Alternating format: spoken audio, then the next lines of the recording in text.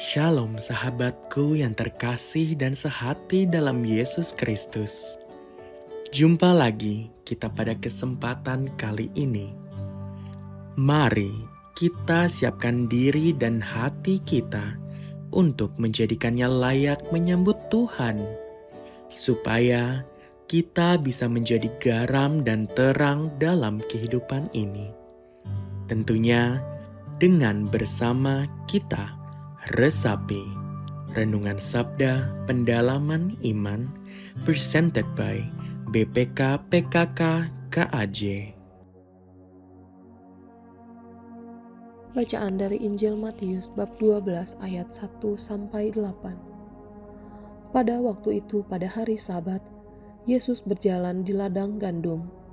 Karena lapar, murid-muridnya memetik bulir gandum dan memakannya.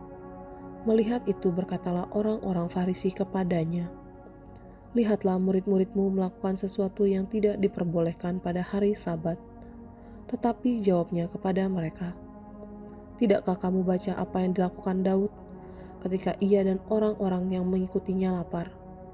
Bagaimana ia masuk ke dalam rumah Allah dan bagaimana mereka makan roti sajian yang tidak boleh dimakan, baik olehnya maupun oleh mereka yang mengikutinya, kecuali oleh imam-imam. Atau tidakkah kamu baca dalam kitab Taurat bahwa pada hari Sabat imam-imam melanggar hukum Sabat di dalam bait Allah namun tidak bersalah? Aku berkata kepadamu, di sini ada yang melebihi bait Allah. Jika memang kamu mengerti maksud firman ini, yang kukehendaki ialah belas kasihan dan bukan persembahan, tentu kamu tidak menghukum orang yang tidak bersalah, karena Anak Manusia adalah Tuhan atas hari Sabat." Demikianlah Injil Tuhan. Shalom saudara-saudari yang terkasih, apa kabar? Jumpa lagi dengan saya Melki Pangaribuan. Hari ini kita merenungkan tentang aturan-aturan dan hukum Taurat dan hukum kasih, hari Sabat. Wah, kembali peraturan-peraturan itu bagi orang yang tidak suka pasti memberontak. Tapi di sini Yesus mengatakan dialah Anak Manusia yang melebihi hari Sabat. Luar biasa kan?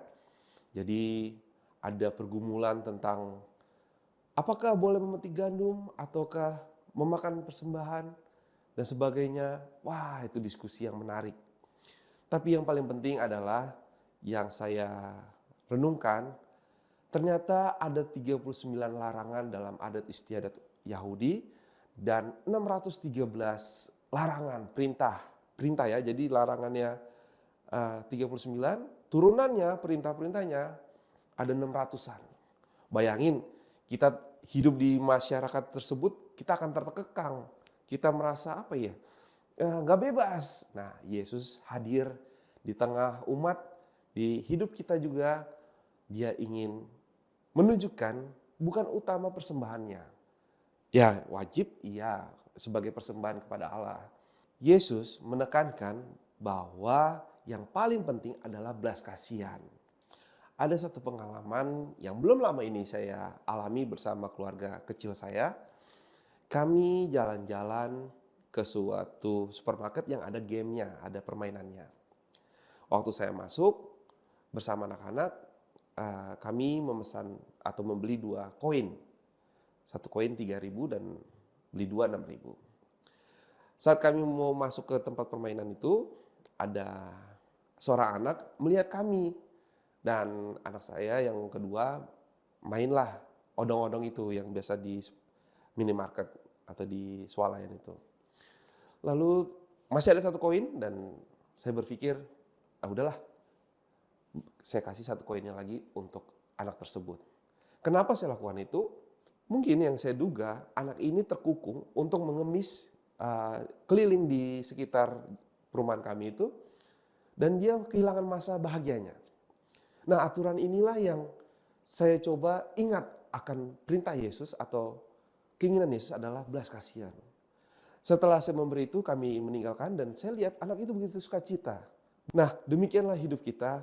Kadang kita lebih terkungkung oleh aturan-aturan yang tidak ingat akan belas kasihan, tidak akan peduli pada orang lain. Yesus mengatakan dialah Allah, Tuhan, anak manusia yang melebihi atau di atas hari Sabat. Artinya aturan-aturan tersebut memang diperlukan untuk kemasyarakatan, ke umat bersama, hidup bersama di kalangan umat. Tapi intinya bagaimana persembahan kita itu juga diiringi dengan belas kasihan. Kita peduli kepada sesama.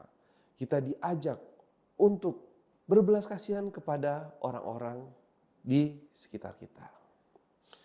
Ada satu hal lagi tentang aturan yang kadang-kadang kita nggak boleh memberi kepada pengemis. Tapi secara batin kita ingin memberi. Kita jangan takut kita miskin dan kita tidak takut kalau mereka kaya. Tapi intinya adalah bagaimana rasa hati kita, belas kasih kita peduli pada mereka. Biar Tuhan yang berkehendak terhadap orang tersebut, apakah digunakan dengan baik ataukah untuk keperluannya, kita tidak tahu. Tapi hati kita ini, belas kasihan kita ini, Yesus mengajak untuk peduli pada sesama kita yang miskin, lemah, difabel, dan terpinggirkan. Demikian renungan kali ini. Terima kasih. Semoga menjadi berkat. Mari kita tutup dalam doa. Dalam nama Bapa, Putra, dan Roh Kudus. Amin.